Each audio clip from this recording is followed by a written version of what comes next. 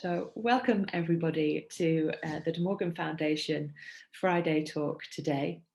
The title is Pre-Raphaelite Drawings, and I'm delighted to welcome Christiana Payne, who is the Professor Emerita of History of Art at Oxford Brookes University. Her publications are on a wonderful range of Pre-Raphaelite subjects and include John Brett, Pre-Raphaelite Landscape Painter, which was published by Yale University Press in 2010, and Silent Witnesses, Trees in British Art 1760 to 1870, published by Sansom and Company in 2017. She's curated and co-curated many exhibitions, including an exhibition of John Brett's portraits at the Barber Institute in Birmingham in 2010, and most recently Dreams and Nightmares, which was including the works of Burne-Jones and Rossetti at the Higgins Bedford. She also, of course, has curated the exhibition of Pre-Raphaelite drawings at the Ashmolean Museum, which we're all sitting on the edge of our seats waiting for this to be able to open. And of course, with the current circumstances, it's not able to open at the moment. It was supposed to open last Friday.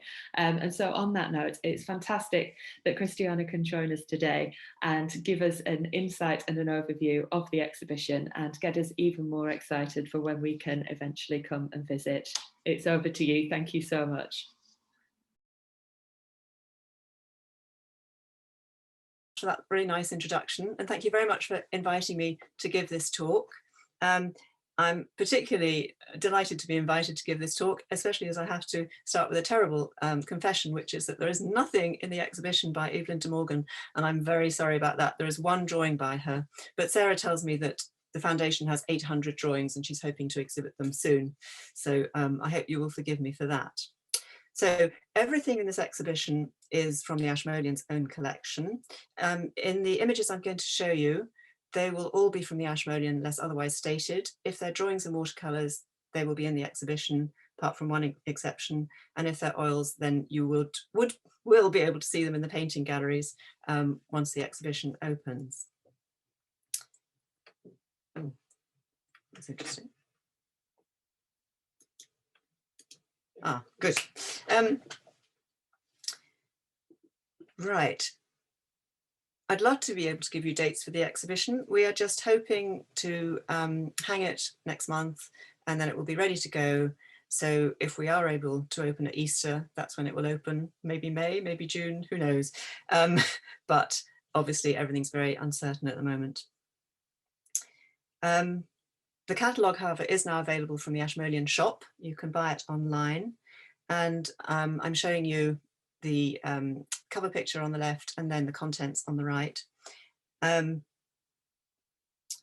you can see what's in the catalogue. It's been a great experience working on this fantastic collection. Luckily, once I knew it was going ahead, I spent days and days in the print room just going through the drawings and the watercolours. And by the time the first lockdown came last March, I had seen nearly all of them, but I haven't seen any of them since because either the museum's been completely closed or the print room has been closed to everybody except the core staff.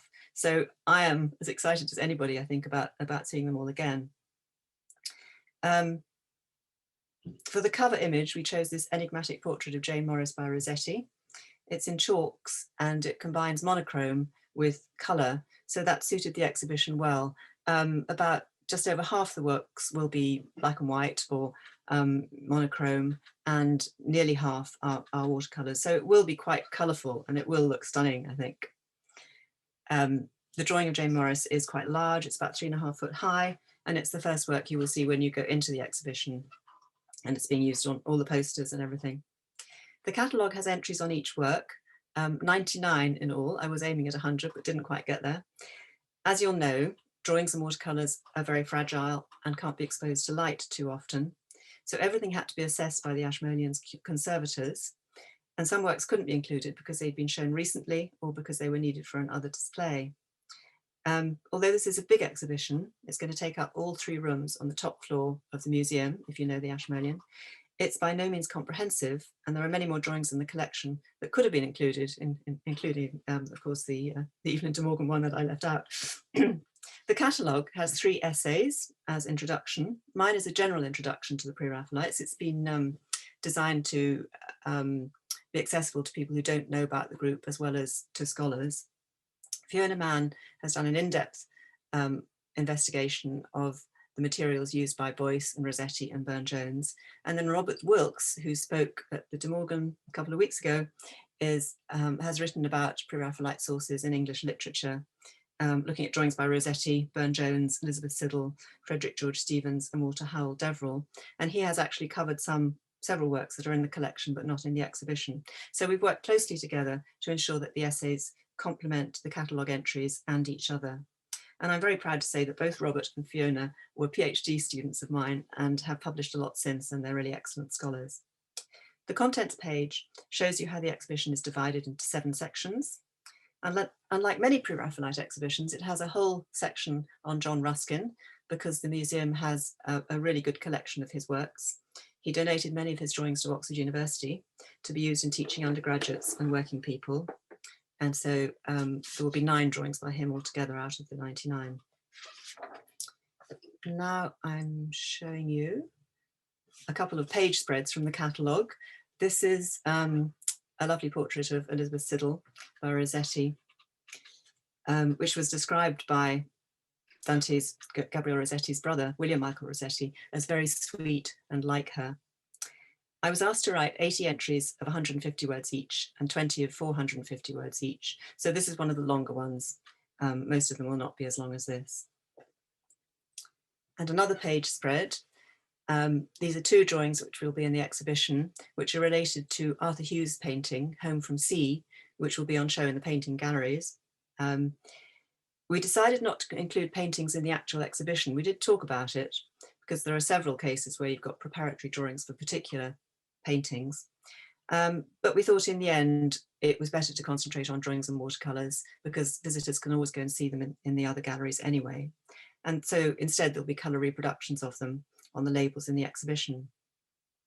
Here you can see how Hughes's ideas evolved from a sad depiction of a young boy returning home to find his mother has died, up here on the right, with emphasis on the grave, to a softer treatment below with a lush landscape background. And we know that the painting originally was like that drawing on the lower right. The boy's sister was only added when it came back from exhibition, and presumably that was because Hughes wanted to make the picture less painful and more saleable. The nucleus of the Ashmolean collection of Pre-Raphaelites is the Combe bequest, and these are paintings and drawings that belonged to Thomas and Martha Combe. Thomas was the superintendent and senior partner in Oxford University Press, and the couple were childless. And so when his wife died, she left a whole lot of things to the Ashmolean. And I think partly because they had no children of their own, they took a really paternal interest in the young artists, Millais and Hunt, and also Charles Austin Collins, who was a close friend of Millais and nearly joined the Brotherhood. I love this little drawing because it gives us a glimpse of the informality and the coziness of the Combe household, with Thomas reading aloud at the table, old Mr. Bennet, Martha's uncle, sitting in the best chair on the left, Martha perching on a stool to do her mending, and lanky Millais in the centre having to sit uncomfortably on the floor, and then Collins has just sort of squeezed himself in on the right-hand side as well. When you go into the first room of the exhibition after the introductory section, you'll see these 2 large chalk portraits by William Holman Hunt. The one of Combe has been shown before. It was in an exhibition of Great British Drawings a few years ago at the Ashmolean. It gives a wonderful impression of his kindly nature and his amazing hair, beard, moustache and eyebrows. The portrait of Martha tends not to be shown so often. In fact, I'm not sure it's been shown at all. It's presumably unflattering. Perhaps she and or her husband didn't like it. In any case, it stayed in the artist's possession. The contrast between them, with Martha's downcast eyes versus Thomas's direct gaze, is typical of many portraits of the time and speaks volumes about how women were expected to behave in the mid-19th century. When staying with the Combes, Collins painted his famous picture Convent Thoughts, which was bought by the couple and set in a frame designed by Millais. The drawing that we have for it is not exactly a preparatory drawing, as it's dated 1851. We know that Collins painted the background in the Combes' garden in Oxford in the summer of 1850. But in January 1851, he was working on the figure of the nun, and he may have made this drawing to help with that. He wrote to Millet that he was having trouble as the sleeves of the habit that his model was wearing were too long and threatened to obscure the book. It's an example of the Pre-Raphaelite insistence on truth, that he painted the sleeve as it was, rather than employing a bit of artistic license and shortening it, as he did in the drawing. And actually in the painting, as well as the sleeve obviously being much too long, it's too long at the hem as well, and yet in the drawing it's not. This is another early drawing, this time by Hunt. It's in the second section of the exhibition, where I wanted to show a wide variety of works in different styles, with different kinds of subjects and in different media. It's one of the things I really like about the Pre-Raphaelites. There's just so much variety in their work. They came from different backgrounds as far as their training was concerned. Millet and Hunt had been through the Royal Academy training and were proficient in the study of the nude. Rossetti, Burne-Jones and Siddal were relatively self-taught and arguably more original as a result, while Ruskin had the training of an amateur watercolourist. Here, Hunt is producing the sort of design that his Royal Academy training had fitted him for, lots of nude or lightly draped figures and a biblical subject. The rich farmer Boaz welcoming his poor widow, sorry, not his poor widow, the rich farmer Boaz welcoming the poor widow Ruth and encouraging her to share in the harvester's meal. It's quite large, this drawing, it's about 20 inches wide. When I went to see it in the print room, it was in a very old mount, and I don't think it's ever been shown. In 1850, Millet was also working on an ambitious composition of a biblical subject, the Eve of the Deluge, shown here on the right in the British Museum, so it won't be shown in the Ashmolean exhibition. Millet's drawing shows guests at a wedding feast, with varying reactions or lack of them to the rising waters outside. Very relevant to me at the moment, because I'm sitting bordering a meadow in Oxford where we normally have grass outside, and we've actually got 5 acres of water instead. Millet's drawing is in the British Museum. Oh, sorry, I've said that. Okay, the two drawings are very similar, both in pen and ink over pencil outlines, both with figures around a circle shown in perspective. In Hunt's case, a well, and in Millet's case, a table, a rather odd table, actually. Hunt meant to go to Jerusalem to paint his picture of Ruth and Boaz in the correct setting. When he eventually set off in 1854, Millet announced that he would join him there and take his picture, which he was calling The Flood, with him. But of course he never did. And so neither of these great pictures was ever even begun, as far as we know. And instead, both artists scaled down their ideas. Hunt painted another harvest subject in The Howling Shepherd, and Millet painted an episode from the story of Noah, another coombe purchase, which is now in the Ashmolean. I think this story is quite instructive. It shows how very ambitious they were, wanting to paint these large pictures. But the early Pre-Raphaelite way of painting, which involved doing everything from nature, was very demanding, and it often worked best in compositions of 2 or just a few figures in an intense relationship to one another. It also saved a lot of time for the artists, of course. Another thing I noted, but I'm not sure what to make of this, is that over in France, Jean-Francois Millet also began a painting on this theme in 1850, but his was in modern dress, and he changed the title to Harvesters Resting as he worked on it. It may just be pure coincidence, but I wonder if there wasn't something that aroused artists' interest in this subject on either side of the channel. Hunt worried that the biblical subject was too obscure, and Millet presumably felt the same, hence his change of title. The Pre-Raphaelites themselves were also, of course, interested in modern life. This drawing by Millet on the left was reproduced in his son's biography, where it was said to be a first idea for the painting of Spring, which is in Lady Lever Art Gallery, shown here on the right. The girl lying on the ground, pulling the grass through her teeth, appears in both, on the right in the painting, on the left in the drawing. But the drawing shows young men as well as women, obviously a young man here, but I think this is a young man too. And it took me a while to work out what this is, but it does seem to be a dog standing on its hind legs and being petted by the young woman on the left. One man appears to have cherries balanced on his nose. And the young women seem bored and distinctly uninterested in the young men. So the overall tone is quite funny, really, humorous. Spring, however, is much more serious, with the apple blossoms and the scythe on the extreme right, conveying the overall theme of fragility and beauty. Although no one, as far as I know, has ever explained why they're all eating porridge. These two drawings by Edward Burne-Jones are going to hang side by side in the exhibition. That's the plan anyway. They're almost the same size and by the same artist, yet they could hardly be more different. The Knight's Farewell was drawn by Burne-Jones in pen and ink on vellum, when he was basically training himself to draw by looking at works by Albrecht Dürer. The study of the woman's head on the right was made with coloured chalks on very heavily textured paper, and is so assured that it looks as though it was kind of breathed onto the paper by magic rather than drawn. Only 10 years separates the two drawings, but in those 2 years, Burne-Jones had been to Italy twice, financed by John Ruskin, and had embarked on an intensive course of study of the nude. His drawings are usually connected with a particular painting or stained glass project, but I haven't been able to determine what this one on the right was for, so if anyone recognises it, please do let me know. Two more drawings by Burne-Jones, different media again, pencil on the left, gold paint on the right. The drawing on the left shows how seriously Burne-Jones took the basically academic practice of drawing the nude first, getting the anatomical structure right before adding the clothing. This is a study of his painting of the sculptor Pygmalion, who falls in love with his sculpture, whereupon the goddess of love, Aphrodite, brings her to life. So here he's just laid down his mallet for a moment and he's looking thoughtfully at his carved sculpture. Burne-Jones loved experimenting with different media. The drawing on the right, as I've said, is in gold metallic paint and it's very large. So in the exhibition, it's going to be quite a challenge, I think, to get the lighting right so that it can be seen to best advantage. It was a gift for May Gaskell, or Helen Mary Gaskell, who was one of the young women that Burne-Jones enjoyed platonic relationships, writing to her obsessively in his later years, often several times a day.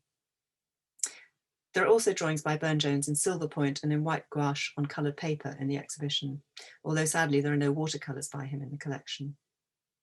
There are, however, beautiful finished watercolours by other artists, like this one by Simeon Solomon, To Acolyte Sensing, Pentecost. In this second section, where I'm aiming to show the variety of what the Pre-Raphaelites could do with drawing and watercolour, I wanted to show their different uses of watercolour. This work by Simeon Solomon is mostly in body colour, that is, opaque watercolour mixed with white, but it has the strength of an oil painting with lovely contrasts and textural effects. Things like the shine on the chasuble worn by the man on the left, the mistiness of the incense, the contrast between the very dark background and the lightness in the foreground. The shine on the candlesticks again, sort of thing that would be really difficult to get in pure watercolour, but could be done with body colour. It's a bit of a mystery, this work. There's no record of it ever being exhibited. It's one of a series that Solomon painted of different religious practices, covering pagan, Jewish, Roman Catholic, and Greek Orthodox rites. It includes elements that were being fiercely fought over in the Anglican Church of the time, including the candlesticks, the incense, and the flowers on the altar. And it's also fascinating, of course, because Solomon, as well as being Jewish, was gay. The beautiful young men in his paintings being the male counterpart to the well-known stunners of Rossetti. Now, the third section of the exhibition is entitled Stunners, at least in the catalogue. It's mostly Rossetti's drawings of Elizabeth Siddal and Jane Morris, with a few extras by Frederick Sands and Burne-Jones and John Brett. This title proved to be very controversial when it came to actually working out the labels for the exhibition with the interpretation manager. There was a lot of discussion about whether it was acceptable in the age of Me Too to have a section called Stunners, and at one point I was told we couldn't have the section at all, or it needed a totally different title. In the end, it was decided that the section in the exhibition should be entitled Rossetti Called Them Stunners, thus laying all the blame on Rossetti and absolving the Ashmolean of any responsibility in case visitors should be offended by the term.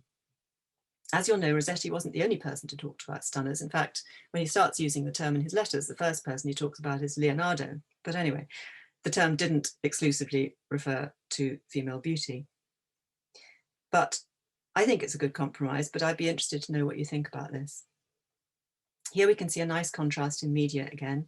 Rossetti's drawing of Fanny Cornforth uses wash along with pen and ink to make her profile stand out against a dark background, while Sands' drawing, which is quite a large drawing, is in black and white chalks on paper that is tinted a pale green. His title, Nepenthe, refers to a drug that is used to take away care, and a lot of people think that's probably opium, with the sort of smokiness suggesting it being smoked by the pipe and of course the poppies. It's been suggested this drawing might be a memorial to Sand's sister, Emma Sands, the artist, who died in 1877, 15 years before he made the drawing. And it also reminds me of Rossetti's Beata Beatrix, which of course was also a memorial, in this case to his dead wife, Elizabeth Siddal. And in each case, you've got the poppies. In the case of Beata Beatrix, we know that she died from an overdose of laudanum. The same wouldn't apply with this one, but there is the similarity also in the expression, slightly parted lips, very similar. One of the great things about an exhibition is the chance it gives you to make comparisons. And it's lovely to think about, should this go next to that, or should it go over there? Will you be able to see this one when you're looking at that one, and so on. Some of you will have heard Robert Wilkes's talk about Frederick George Stevens 2 weeks ago. And if you didn't, I do recommend it. It's now on YouTube. He showed us the drawing on the left, which is the most finished drawing by Stevens that survives. It was presented to Rossetti, and it's inscribed from his PR brother. It takes its subject from the Pardoner's Tale by Chaucer. 3 drunken friends have resolved to find death and kill him. They meet an old man and ask him where death is. He leads them to a tree where they can find gold. The 2 older men send the youngest to town and plot to kill him so they can take his share of the gold. He, meanwhile, has had the same idea. He comes back with poisoned wine, and as a result, they all perish. Stevens has written out a long extract from Chaucer's poem on the back of the drawing, so that there can be no doubt about his source. The drawing on the right by Elizabeth Siddal also looks as if it might have a literary source, but if so, it's one that has never been identified, at least as far as I know. Again, if you do know something, do tell me. They're quite similar in style, especially in the weird trees. It's a weird tree here and a weird tree there. And also, in each case, rather successful landscape backgrounds. And then with rather stiff figures. And interestingly, Stevens had, like Hunt and Millais, he'd been through the Royal Academy training, so he could draw the nude, but nevertheless, he makes this figure particularly look rather stiff and primitive. Siddal, on the other hand, hadn't had that sort of training, and so some of the faults in her drawing may be due to not being trained to draw the nude, but nevertheless, the results are quite similar, with Stevens self-consciously being primitive and Siddal also aiming at a sort of primitive style. Siddal's drawing dates from 1854, the year that she and Rossetti had a holiday in Hastings, and the countryside looks like the area around what used to be the Lovers' Seat there. The women musicians are, I think, meant to suggest an exotic beauty, especially in the way they draw attention to their long, lustrous hair. And the general theme must be the power of music and its effect on love. The man, who looks as if he could be a portrait of Rossetti, this could be a portrait of Elizabeth Siddal, is singing along while his, lover listens. There is general agreement that the child to the right is an allegorical representation of love, but no one has explained why he holds the gate, which has a shield on it. Why? And it leads into a wood of closely packed trees, surrounded by a strange brick wall.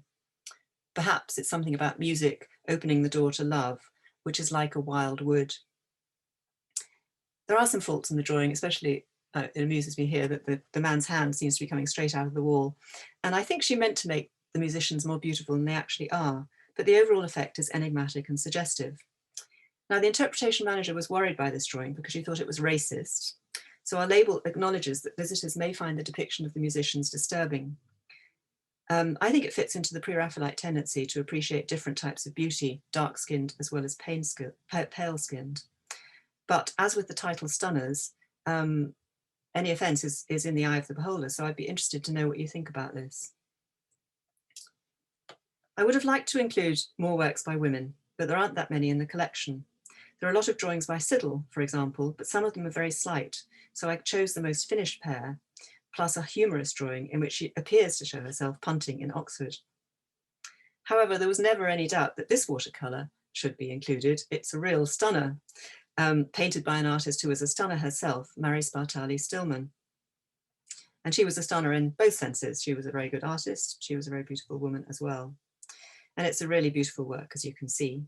It was exhibited with a quotation from the Rubaiyat of Omar Khayyam, which laments the passing of youth, beginning, "Alas, that spring should vanish with the rose."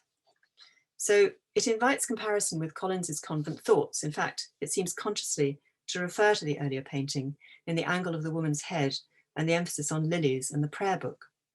But the message is very different. This is a woman from the 16th century. We know that from her costume. And we also know that in that period, many young girls were forced into convents against their will. So it seems to me that she's thinking about what she will be giving up. It's almost a sort of feminist message, really, in comparison to the Collins. And here is a detail.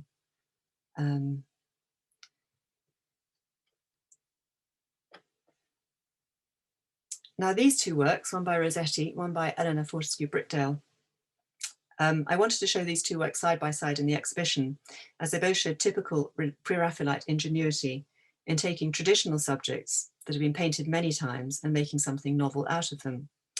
Rossetti was planning a triptych in 1849 on the theme of the life of the Virgin, with a central panel showing the two families getting together for Passover. So you've got Mary and Joseph on the left, and Zacharias and Elizabeth and John the Baptist on the right.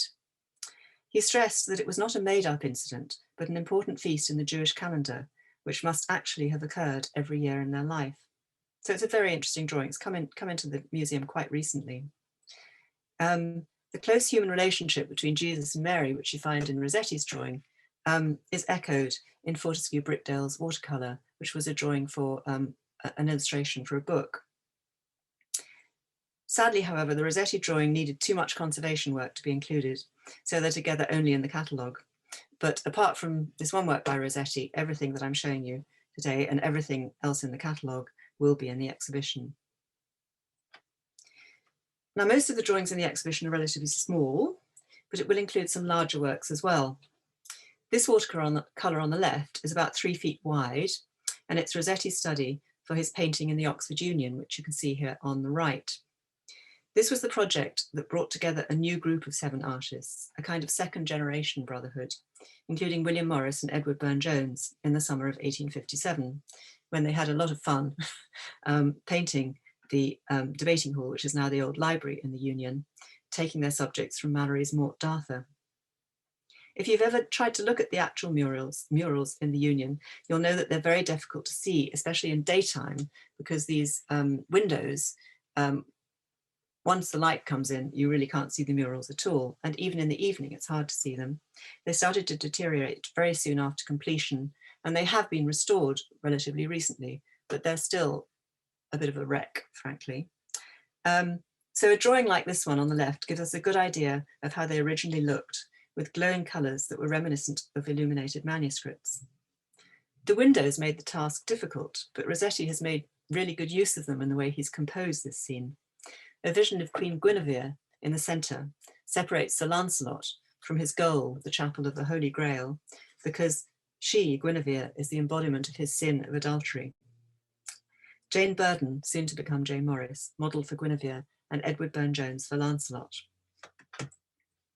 Arthur Hughes was also one of the 7 artists who worked on the Oxford Union murals, so this watercolour is another indication of their original colour, although it dates from a few years later and is not an Arthurian subject.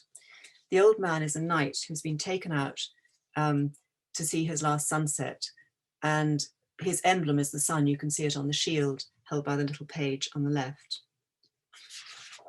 The landscape on the right with the sunset sky, the calm river and the corn stooks is particularly beautiful, and I like the artist's poetic description of the effect that inspired it. He wrote, "A study of the sky-reflecting river, seen through a wild cherry tree, autumn turned, gave me the first idea for the subject." I love the way the light's coming through the trees in the background too, and then the way these objects in the foreground are lit up by the evening sun. Looking at this side of the painting too, I wonder if he hadn't been looking at Japanese prints, although people don't normally write much about Japanese prints and the Pre-Raphaelites. There's something in the delicacy of this landscape on the right here that reminds me of Japanese prints. These 2 works by Edward Burne-Jones are even bigger than the Rossetti study for the Oxford Union. They're about 4 feet square. They are full-scale designs, cartoons, for a series of embroideries intended to furnish a room in a house for John Ruskin at a time when he was thinking of buying a house in Herefordshire. It was a very ambitious scheme. There would have been 14 or 15 figures running all around the room, and they were to illustrate Chaucer's poem, The Legend of Good Women, the sequence starting with the poet himself and ending with Edward III and Queen Philippa on the other side of the fireplace, shown as if listening to the poem. The figures to be worked in wool on a background of green serge with roses, daisies and birds in the background. And the figures were to be dressed in bright colours. So for instance, the one on the left, Love was to be in red and white and Alcestis to be in green. So the overall effect would have been very colourful. Ruskin was very enthusiastic about the scheme, but in the end he never bought a suitable house and it was abandoned. And I do wonder, in any case, whether he would have liked being surrounded by so many good women. As we know from pictures of his bedroom at Brantwood in the Lake District, where he eventually settled, what he liked best was to be surrounded by Turner watercolours. As a result of working on this exhibition, I've thought a lot about the relationship between Ruskin and the Pre-Raphaelites, which I had already done, I suppose, in working on John Brett 10 years ago. And my thinking has been greatly influenced by a paper Stephen Wildman gave at a conference in Oxford in 2013, in which he questioned whether Ruskin actually liked the work of the Pre-Raphaelites. We know that he praised them in public, and he became a close friend and patron, first of Millet, then of Rossetti, then of Brett, then of Burne-Jones. But he retained his love for Turner all his life. And his relationship to the artists, as I'm sure you know, was a very complicated one. At the Ashmolean, you can see the portrait that Millet painted of Ruskin while he was falling in love with Ruskin's neglected wife, Effie, whom he eventually married. In the exhibition, you'll also be able to see Millet's first sketch of the composition. Millet wrote that Ruskin looked so sweet and benign, standing calmly, looking into the turbulent sluice beneath, in a letter to Charles Austin Collins. But I wouldn't mind betting that he changed his opinion that Ruskin was sweet and benign once he found out how Ruskin had treated Effie. In the exhibition, you'll also be able to see Ruskin's own amazingly detailed study of the rock against which he's standing. Ruskin was an extremely observant and patient draftsman, but his approach to drawing was very different to that of the artists he befriended. At this stage, Millet was painting everything on the spot, so he made very few preparatory drawings. His painting technique was very detailed, well, few preparatory drawings at least of the landscape. Ruskin's drawing may have been intended to help Millet by showing him the striations of the gneiss rock, which was Ruskin's favourite rock. On the other hand, it's more detailed than Ruskin's earlier drawings, so perhaps there's a two-way influence going on here, and Ruskin was benefiting from looking at the way the younger artists worked. But with the other artists he befriended, Rossetti and Burne-Jones, Ruskin's practice diverged sharply from theirs. Ruskin said he could only draw what he saw in front of him. He could not invent. The work of Rossetti and Burne-Jones, however, is all about imagination. Ruskin wrote a manual, The Elements of Drawing, published in 1857, and he was passionately keen on the role of drawing in education.